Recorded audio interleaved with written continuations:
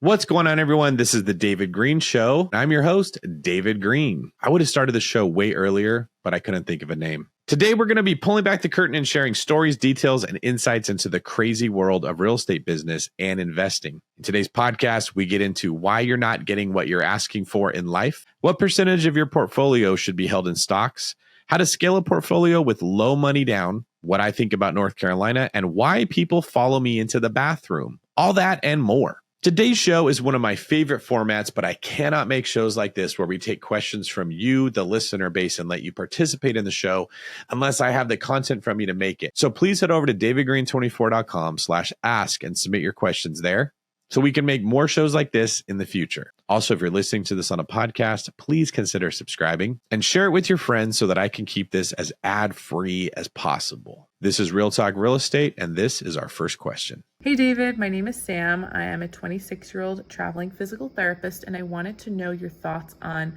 me getting into real estate and going in a potential house hack. So I am a traveling healthcare professional, and I am not usually in one place for too long, but I would love to buy a home within Fairfield County, Connecticut, to do a house hack out of. I won't technically be living in the home, but I will be claiming one of the rooms as my bedroom. The average price for the homes in the area that I'm looking are around $500,000, which is a little bit steep, but it is the place that I would like to eventually settle down and live in long term. Do you think that it would be better for me to get into the deal, or do you think it would be better for me to continue to stack more cash to be able to have more buying power for the future? I have approximately, by the end of the fall, I will have approximately about $90,000 in cash to deploy for my future deal. So let me know what your thoughts are, and I'd love to hear back from you. Thanks.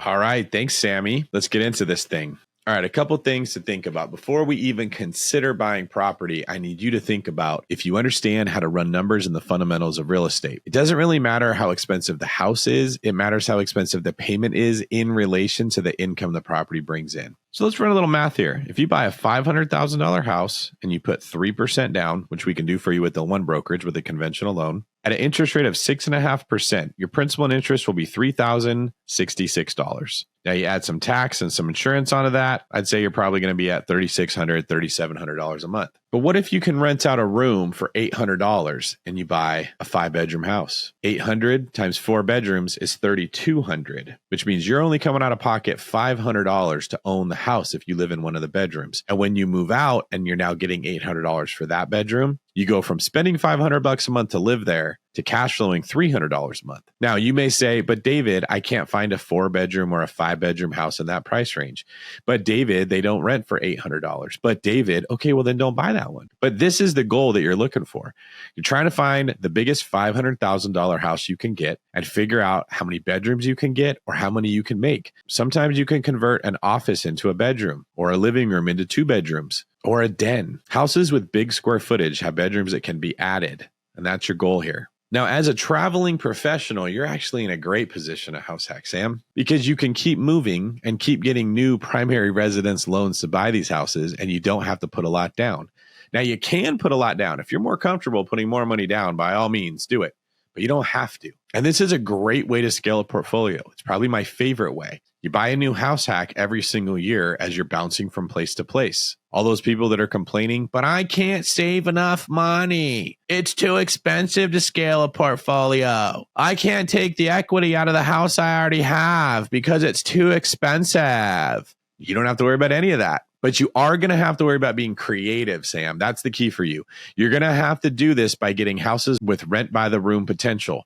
And you might have to manage those tenants. Or you may have to get small multifamily, duplexes, triplexes, or fourplexes. I'm telling you how to do it. I'm not telling you it's going to be easy. In today's market, there is no easy strategy. So if you're listening to this podcast and you're like, David, tell me the easy thing. The easy thing has already been done by everybody else and it's not available anymore. That's why the houses are so damn expensive. And if there was an easy thing, private equity would figure it out long before you and I, and they'd already be buying all of them. So in today's environment, us investors have to look for hard. It's going to be hard, but it's going to be possible. And it's worth it if you think about the wealth that you can build in the long term, even if you're making strategies in the short term. Now, you seem pretty young, you seem pretty ambitious, and you seem pretty smart. I think you could do this, Sam. Hey David, Dustin here. I'm just wondering, what percentage or ratio would you say you'd recommend for somebody to have like in stocks versus real estate? Like I've have mostly my portfolio's in real estate, 5 short-term rentals and 1 long-term. I think I have maybe 40K in 401K, so I don't do any other stock investing. So what did you recommend as far as 40% stocks, 40% real estate, and just other investments? Just love to hear your opinion. I appreciate it. Dustin, I love the question, and I love the accent even more. Unfortunately, I don't think my answer is going to be what you're looking for. And that's because not once in my life have I ever thought about this from the framework that you're asking me, as in what percentage of my wealth should be in real estate versus stocks versus cash versus bonds. In fact, I'm just going to go on record and say I've never understood why we do this. In fact, I'm going to go out even further on this limb. Let's hope it's a strong tree and say, I think the reason people talk about it like this is because they're financial advisors. It makes them sound smart and it makes the people who are giving them money feel safe. If I say we are going to have a with allocated attempt to secure your wealth and at the same time grow over long-term investment strategies, so we're going to put 40% of your money in bonds because that's a conservative investment strategy, and 30% in high yield growth and 20% in mutual funds. It makes you think, oh, this person must be really smart. They've got it figured out. This percentage-based approach is what all the smart people talk about, and he understands that. So yes, please take all my money and do with it what you want. Then that person takes your money, gets paid a portion of the money that you gave them. So the more you give them, the more they make, and they go put it in a mutual fund or a certificate of deposit or a treasury note or a municipal bond or some other kind of handpicked stock. Maybe they keep some of it in cash and say, keep this part in the bank. But the point is, they don't know how these things are performing, and they're not waking up every day trying to turn your money into more. They're parking it in someone else that pays them to give them your money, and they're sending you a statement quarterly that says, here's how good your investments are doing, and they're hoping you never open it and read it. I'm not a fan of that. I want to put my money somewhere where I'm actively managing it. I'm trying to make it grow as much as possible. My guess is if you're listening to me right now, you're like that too. Otherwise, you probably wouldn't be listening to podcasts. You'd be going to work, finding some financial advisor that wears a suit and tie every day, talking about pickleball and the grandkids, giving them your money. So, Dustin, I could be completely wrong about all of this. I will say that right now.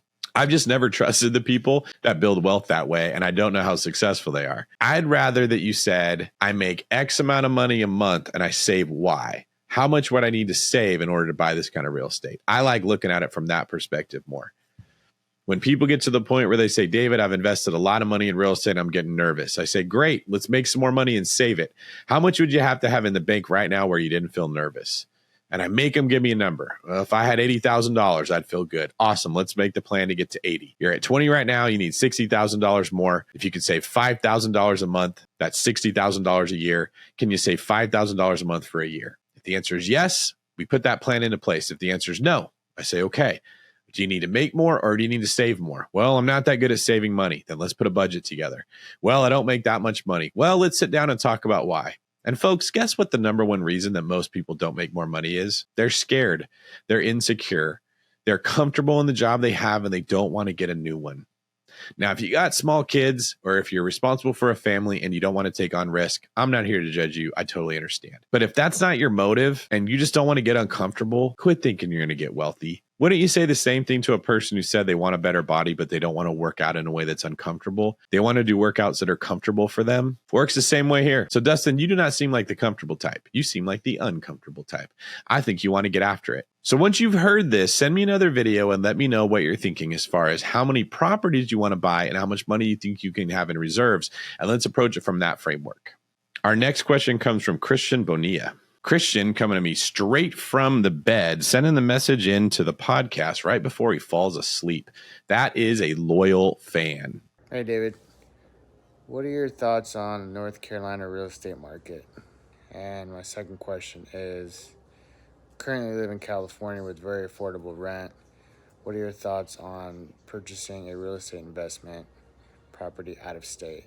Couple thoughts for you, my man. First off, I like North Carolina real estate. I'm going to go visit North Carolina. In fact, I think North Carolina likes me because they named one of their cities Greenville and another one Spartanburg. And Spartan League is the shirt that I'm wearing, and the real estate university that I run, and my last name is Green. So maybe I was meant to be there. Hard to see you going wrong if you invest in one of those cities. But overall, I like North Carolina because I think a lot of people are moving there. I think a lot of jobs are moving there, and I think it's a beautiful state. Wouldn't be surprised if a bigger percentage of the population does it, especially since I was foolish enough to say that on the podcast now. As far as investing out of state, do you need to? I mean, a lot of people are investing out of state to go to North Carolina where you are. So I need you to give me some context as to why you don't want to invest in your own state and why you'd want to go out of state. I'm guessing that it's because the prices are cheaper. But here's something to think about. Every time somebody wants to invest somewhere else, they're investing in somebody's backyard. Those people have chosen not to buy the same houses that you think are better if you go there. Ask yourself why. Is it because those people are unsophisticated and don't listen to Real Talk Real Estate? Is it because those people don't have as much money as you do? Or is it because they know something that you don't and they are not super thrilled about the houses in their own market? Just a different way to think about it. And our last question of the day comes from Tiffany, who says, if you had $1 million in cash today to invest to grow and scale your real estate portfolio, what would you invest in? First and foremost, I would invest in myself because I've heard every real estate guru tell me that I should invest in myself first because I'm the biggest investment that I'll ever make, and I'll always believe in myself and I'll always invest in myself first. You guys ever hear that everyone always says that, invest in yourself, and they never tell you what it means? You want me to tell you the secret of why everybody tells you this and they don't tell you what it means? It's because they are subliminally telling you that to invest in yourself is to invest in your education, and to invest in your education is to, drumroll please, buy their course. This always precedes a pitch that someone's going to make to have you spend $30,000 to join their course, to get in their inner circle, which in a lot of ways is to buy your way into friendship with them. And they got to tell you to invest in yourself before you do it. This is one of those things that once you've seen it, you can't unsee it. Like those gross things that they used to put into Disney movies when we were kids and you wish you hadn't have ever seen it once you saw it. I kind of just did that to y'all. But because you guys are listening to Real Talk Real Estate, you're now going to know what really goes on. So what would I invest $1 million in? Well, Tiffany, if I didn't know much about real estate, I would go to a state that I thought was going to grow. That means somewhere with good weather, probably conservative values, because I think that those states are seeing their populations grow more, and some form of a self-sustaining economy. I wouldn't want to go somewhere touristy. Doing so would put me in a position where I would have market appreciation equity. So even if I screwed a lot of things up and didn't operate it well, because I'm assuming that if you're newer to real estate, that's probably going to happen, you'll make money in the long term buying in the right place. I would either put all the money down or a lot of money down. I wouldn't take out a loan if I was newer. I'd buy something in cash, or I'd put maybe 50 or 60% down to get my risk really low. That doesn't mean I'd buy one $1 million property. Maybe I'd buy 5 $200,000 properties. Maybe I'd buy 4 $300,000 properties and put a little bit of money down on one of them and have the other ones in cash. But the idea here is you're not going to try to leverage up and ramp as hard as you can possibly go because you have $1 million to spend. I would also do it in a way that I could pull money out of those properties when I was ready to scale. So if you bought 5 properties for $200,000 cash, you could refinance one of them, pull out $150,000 and use that to go buy the next one when you're ready. You still have 4 paid off properties that are there to keep you safe in case the money you took out of the first one wasn't a great idea. Or for the future properties that you buy, if they go bad, those 4 paid off ones will keep you safe. I call this portfolio architecture. The idea is you build a base of a period with very simple, boring, and safe investments that protect you so that as you scale the pyramid up in more risky ways, your safe investments cover for any mistakes that might happen with your riskier ones, but your riskier ones make you more wealth that the safe ones were never going to do. Someday I may write a book about portfolio architecture, but until then, just keep listening to the podcast for more examples. And a quick break from today's show to tell you guys about Performance Property Management. PPM is my property management company. We manage short-term and medium-term rentals for investors who want to take their hands off the wheel or want to see improved performance from their properties. Managed by the same team of people that manage my own properties. We will advertise your properties, give you advice on how to improve them, communicate with your tenants, prepare financial statements for you, and do our very best to crush it and build you wealth so that you can focus on other things like listening to more of my podcasts. Email str@davidgreen24.com. or send me a DM on your favorite social media to find out more. Moving into the next part of our show, the comments section. In this segment, I like to take comments from YouTube, Instagram, Facebook, wherever y'all are talking, and share it with the masses. Our first comment comes from Ross. For a new investor who's looking for a first rental property, is it better to look for a property in a nearby area where you can self-manage, or look for a long-distance investment in a cheaper market? Well, Ross, here's my thoughts. If you're going to self-manage and you know nothing about real estate, didn't you just hire an inexperienced property manager? Why would you want to do that on your first deal? I'd rather have an experienced property manager on my first deal. That doesn't mean that I'd invest in the cheaper market, but I'd invest in the better market. And even if I invested in my own market, I'd still hire a property manager if it's me, because I want someone to teach me the ropes. Once I have them show me what they're doing and then I want to let them go after a year, then you can manage your own property if you think that you want to learn it yourself. From Dave Hathaway, are you planning on doing any syndications or funds in the near term that accredited investors can invest in? Well, Dave, I'm assuming that you're asking me that because you would invest your money with me, which is totally sweet, shows a vote of confidence, and really warms my green heart. Alas, no, I do not have any plans to do this, and that's because I hate the thought of ever losing somebody else's money. And to be honest with you, I got a little freaked out when the Fed raised rates by 500 basis points over a couple years with absolutely no warning. A lot of people out there, scratch the record, a lot of people out there are getting hammered. In fact, I just recorded a podcast today with Andrew Cushman talking about the bloodbath in multifamily real estate and what's causing it. There's a ton of people that invested in syndications that are losing money and they're not talking about it. It's not cool to say, hey, I made a terrible decision and lost $100,000. So that doesn't get brought up at the real estate meetup that you go to on the fancy yacht, eating the sushi, rubbing elbows with the elite and the bourgeoisie, sitting in their ivory towers of cost segregation studies and accelerated depreciation.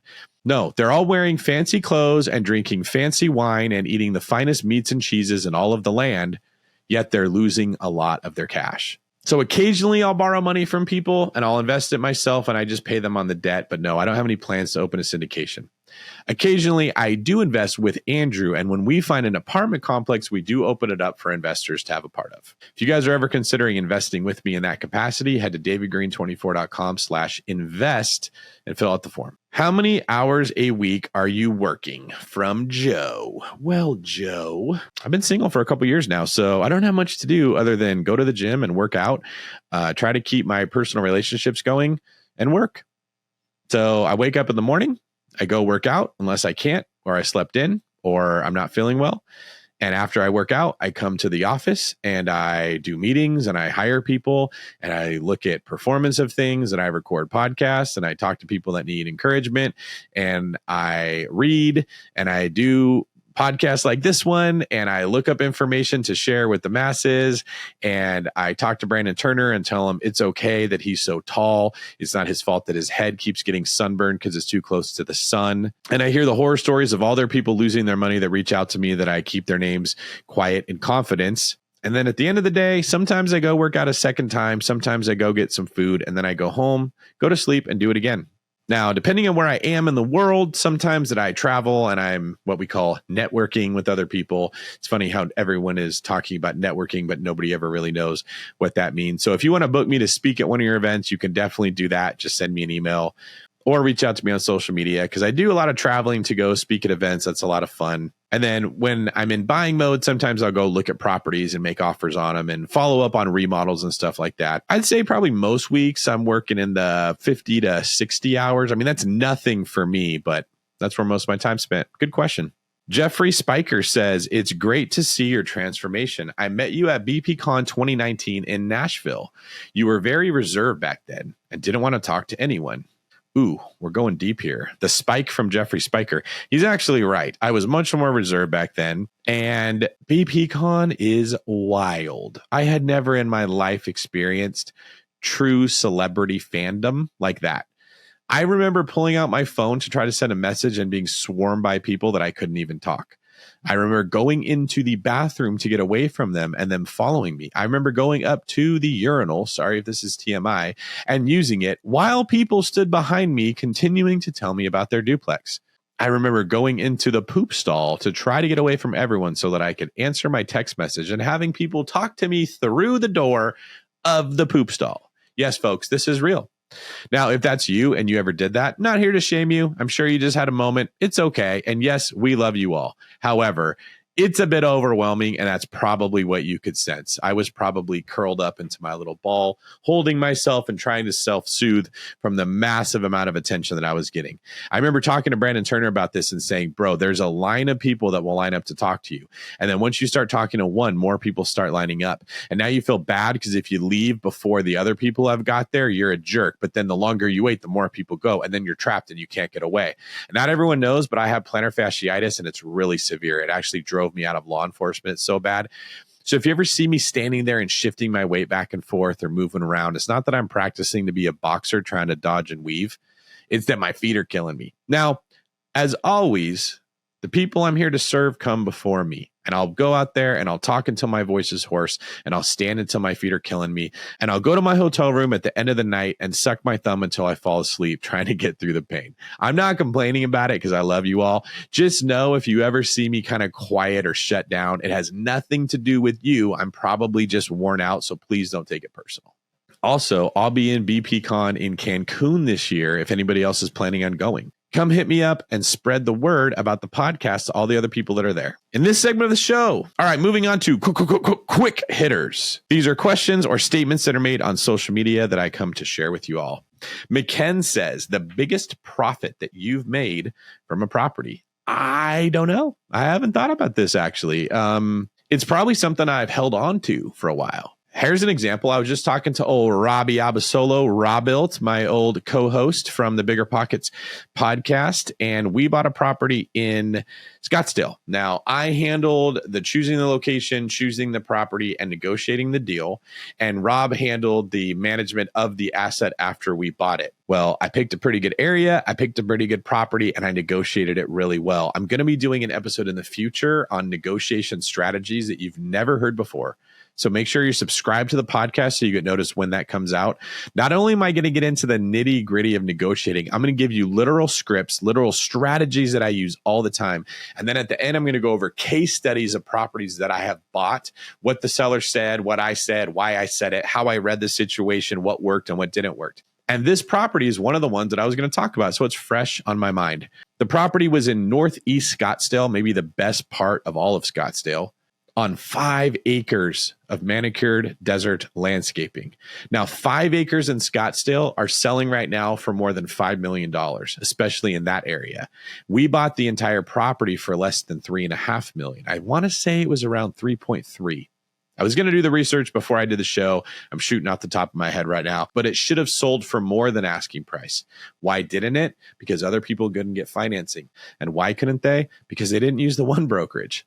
Now, here's the thing. When you're buying a property with that much acreage, lenders don't want to lend on it because they don't have people looking at every individual deal. They just have overall rules. They call them overlays to make sure that the lender is not getting screwed to the property that they can't sell if there's a foreclosure. And that's likely to happen if you bought a property with more acres and a tiny little house on it. So because this was more than 2 acres, no lenders wanted to lend, but I own a mortgage company. So we were able to find one and get them to. So I got a loan to push through that none of the other buyers could get. And that's one of the reasons we got a steal on the house. We also wrote a low offer. And when they countered us at asking price, I told our agent, nope, we're just going to wait. Here's exactly what I want you to do. I want you to say, thank you. We will be following up. I want you to wait 3 days and do not follow up. And if that listing agent calls you back, that tells us that they don't have another fish on the line and it's just us. And if we see that, I know we're going to get the price we want or super close to it. He did exactly what I said. And guess what? At 3 days later, that agent called and said, hey, whatever happened? I thought I was going to hear from you. And he goes, yeah, my buyers are not sure what they want to do. They'll do whatever I say, but I can't tell them to buy this house at 3.5. That was the exact script that I told him to say. I always like to have a good guy and a bad guy, even if you're making it up. So in this case, I wanted my agent to call me the bad guy as the buyer and make himself the good guy with the listing agent. So by saying, hey, he'll buy the house if I tell him to, but I can't recommend that he buys it at this price. It put pressure on the listing agent to go to her clients and say, we got to give him a number that'll actually work. And if I can get the buyer's agent to agree that it's a good number, the buyers are just going to buy it because they'll do whatever he say. And it worked. Today, that house is worth over $4.5 million, meaning Robbie and I have made over $1 million in equity to be split between us, of course. From Hollywood Western. Wow, you're famous, LOL. Did it give you a sense of what it's like to be a celebrity? This is funny that this is in here because I just got done talking about BPCon. So if you guys ever thought I was famous, let me tell you what it's like to be my kind of famous. If I go to a real estate conference or a real estate agent conference, I'm going to be mobbed, which is awesome. I'm famous at that place. I'm like Justin Timberlake, and it's like being around a bunch of 13-year-old kids. However, if I go to Walmart, the gym, the gas station, a restaurant, pretty much anywhere that's not a real estate conference, I'm just another big, bald white guy. Nobody cares. I'll get recognized occasionally at the gym. I'd say 50% of the time, some dude will recognize me and come say hi. I have a very, very strong male fan base. Females don't really care about real estate investing in my experience. So not doing so well there. And I'll get recognized at airports. I'll get recognized on planes. Occasionally I'll get recognized at a restaurant. But generally speaking, I can go anywhere and be completely unbothered because nobody cares unless it's a real estate event. So I appreciate you saying I'm a celebrity. I guess in some ways I am. How does your tank top help you find great real estate deals? By JFS NYC. I think I read In Sync because I had just talked about being Justin Timberlake, but this is JFS NYC. Well, first off, I don't wear it when I'm recording for modesty, but I do prefer to wear a tank top all the time. Several reasons why. One, cuts down on laundry, saves me time, more time to find deals. Number two, way more comfortable. If I'm not sweating and I'm not worried about being uncomfortable, my brain is free to think about stuff at a faster pace. And three, I don't have to change my clothes when I go anywhere. I can wear it to the gym. I can wear it to the office. I can wear it to a restaurant. I can wear it in the car. If my back sweats a little bit when I'm driving, I don't care because it's just a tank top. I feel like these are a life hack that more people haven't gotten into. Thanks for the question there, JFS. And from Cade, do you allow pets for your LTRs? Most of them, yes, I do. I don't know how you get around that. It's not something you're going to love, but if you're buying properties that you're that worried about a pet destroying, you're probably investing in too nice of an area for a rental property. Good question, though.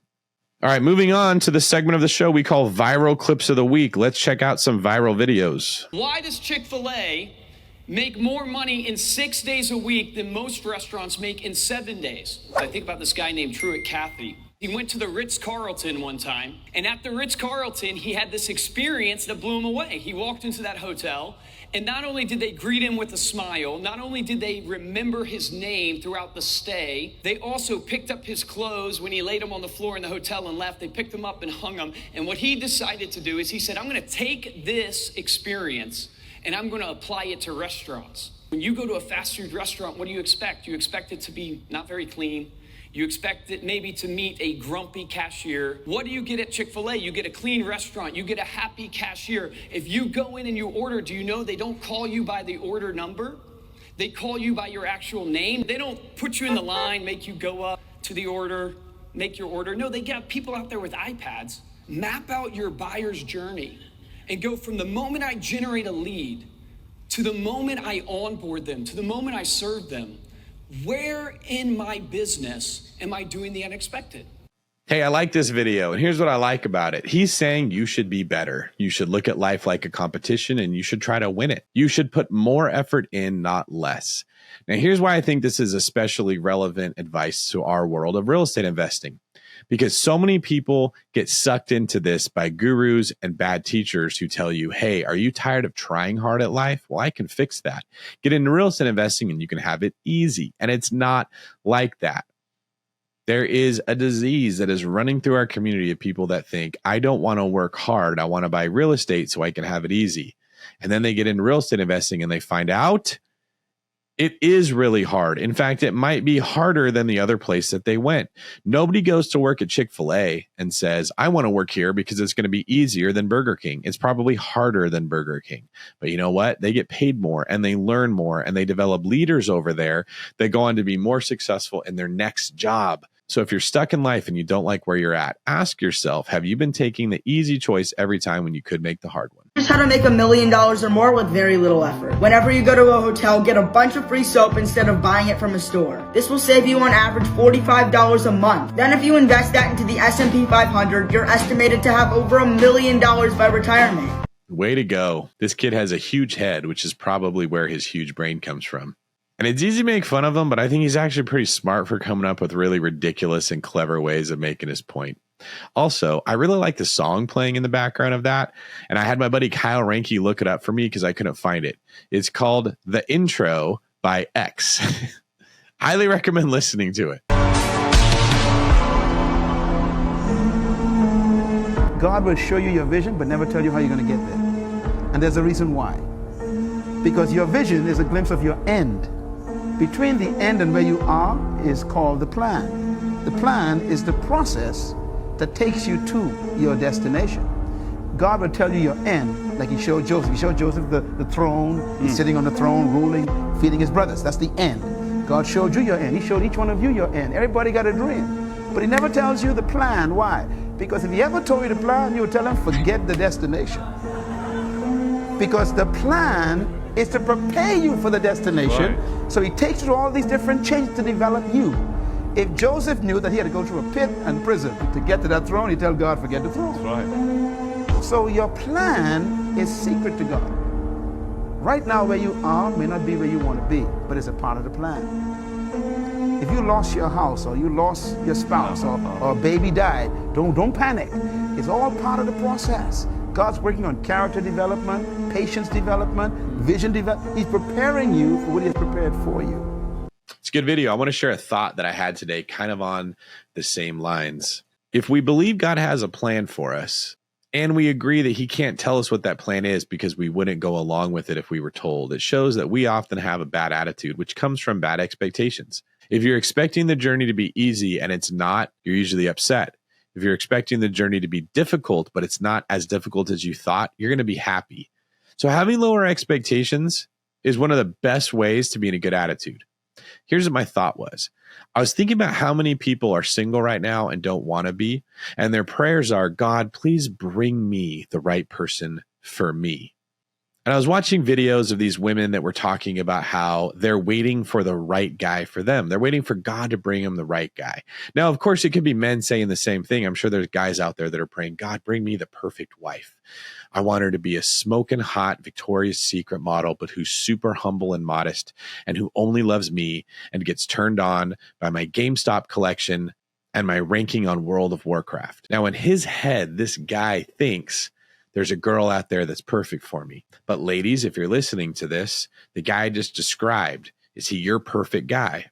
And then you got to ask yourself, those women that are saying, please bring me my hunky 6'5" Jason Momoa that loves helping old ladies cross the street, playing with children, gives all of his time to benevolent matters, rescues kittens from the street, can bench press 700 pounds and is a multimillionaire. When he finds you, are you what he wants? See, here's my point. I think a lot of us don't want to become what the world needs us to be to get what we want. We don't want to put the work in with our diet or the gym to get the body that we want. We don't want to put the work in on our character to get the partner that we want. And we don't want to put the work in our business to get the money that we want. We want someone else to come along and give it to us. And my thought was, what if we're all praying to God, asking him to do something that he can't do? Because if he gave us that person that we really wanted, we wouldn't be what they would want, and it's not fair to them. And the thought I was having is maybe we should stop looking at God like a genie that's supposed to give us what we want when we rub the bottle. And we should start asking ourselves, how do I become what the person I want would want? And how do I ask God to help me do that? Now, if we take that approach, this video that we just watched starts to make sense. God, how do I become worthy of sitting on the throne? He's going to make you into a warrior. He's going to put you through difficult times, but you'll endure it with a good attitude because you asked for it and you know that it's for a purpose. God, how do I make me worthy of the type of woman that I would want? He's going to bring you hardships to prepare you for that, because the kind of husband that she's going to want is someone that can endure those things without quitting or giving up. See what I'm getting at here, folks? Just a different way to think about life that I wanted to share with y'all. All right, moving on to the last segment of our show, David's Deal. One of the deals I'm working on currently is a 2,900 square foot house in Oklahoma that's probably going to be a flip, but might be kept as a rental. I put it under contract at $249,000. It appraised at $340,000.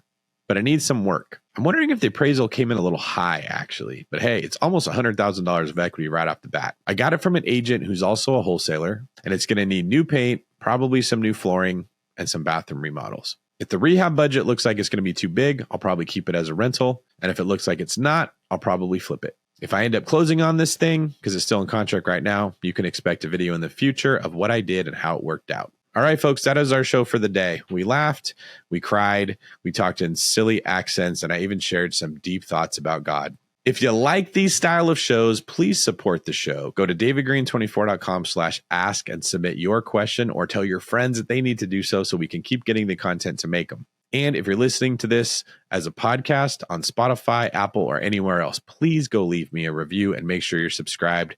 And if you're listening on YouTube, do me a favor, leave me a comment and let me know your favorite part of today's show. As always, I will see you guys next time on Real Talk Real Estate.